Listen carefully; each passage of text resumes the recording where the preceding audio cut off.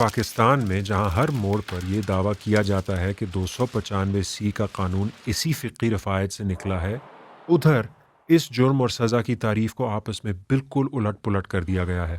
Whoever by words, either spoken or written, or by visible representation or by any imputation, innuendo, or insinuation directly or indirectly defiles the sacred name of the Holy Prophet Muhammad, peace be upon him, shall be punished with death۔ جرم کی تعریف کرتے ہوئے پہلا لفظ ہی whoever، جو بھی، مسلمان غیر مسلمان کی تفریق ختم کرتا ہے، جس سے جرم کا دائرہ بڑھ جاتا ہے۔ پھر بدنیتی یعنی malicious intent غائب کر دی جاتی ہے، اور پھر ایسے الفاظ شامل کر دیے جاتے ہیں جو فقہی روایت میں ملتے ہی نہیں۔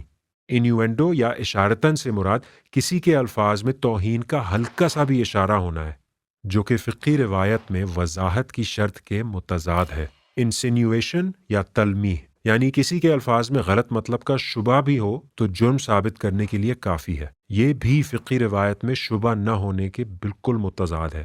جرم کی تعریف میں شدت کا ذکر نہیں، ہیبیچولی ڈیفائلز کی جگہ ڈیفائلز کر کے تکراری کی شرط بھی ختم۔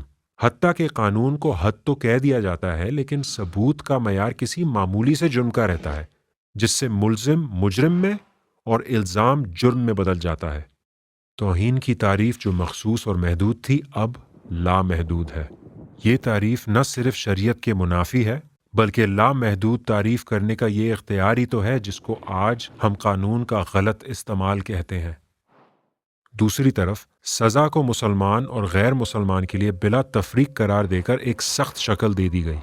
معافی، زبانی تنبیہ سب ختم۔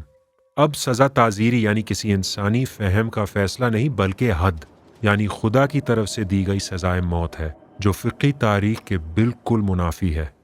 جہاں تاریخی طور پر مسلمانوں کو توہین سے خطرے محدود تھے، اب یہ خطرے لامحدود ہیں۔ 2010 میں ایک ڈاکٹر سے وزٹنگ کارڈ گرتا ہے۔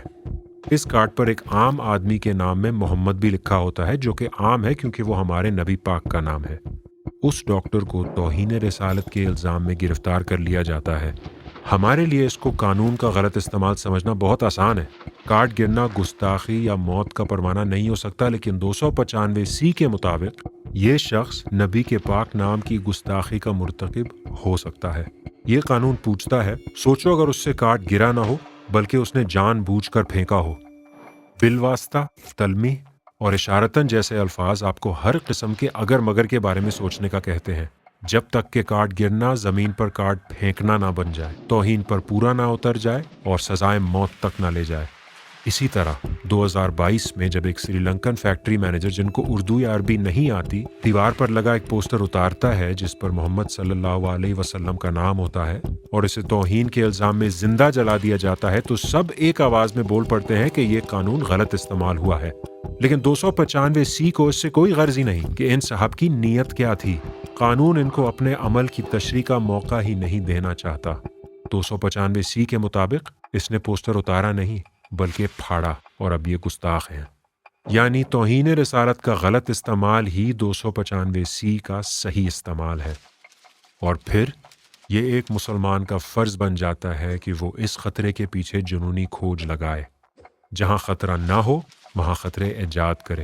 کارڈ گر جانا توہین، QR کوڈ توہین، پوسٹر اتارنا توہین، دوسرے مسلکوں کی نعتوں میں توہین، دوسرے فرقوں کے عقیدوں اور تاریخ میں توہین، نبی کو نور ماننا توہین اور نبی کو بشر ماننا بھی توہین، پاکستانی کرکٹرز کے سبز جوتوں میں توہین، کرتے پر لکھے حروف میں توہین، اور اس توہین رسالت کی ایک ہی سزا، سر تن سے جدا۔